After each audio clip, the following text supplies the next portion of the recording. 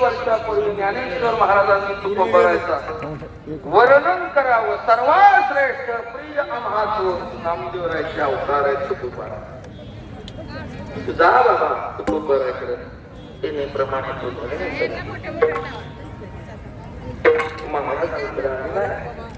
महाराजांचं दर्शन घेताना घडलेला सगळा वृत्तांत तुकोबरांकडे कथन केला. सांगितलं महाराज चांगलं ज्ञान द्या.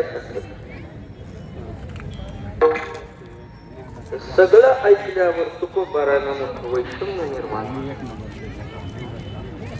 माझ्यासारख्या अनाधिकाऱ्याकडं पामराकडं ज्ञानेश्वर महाराजांनी एवढी जबाबदारी टाकावी. मी त्या योग्यतेचा आहे, मी त्या पात्रतेचा आहे का? काय करावं? महाराजांच्या जीवनात एक नियम होता.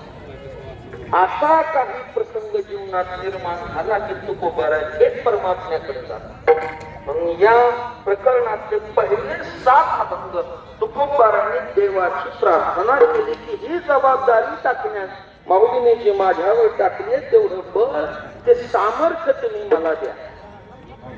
महाराजांचा हा परिपाठ होता. छत्रपती राजांनी नजरानं पाठवल्यावर पहिले आधी तुकोबारा देवाची हाती घेतली. त्याला आली लक्ष. या प्रकरणातील पहिल्या 7 अभंगामध्ये देवाला प्रार्थना केली. देवा तुम्ही पंढरी परमात्मा आहात, पतित पावन आहात.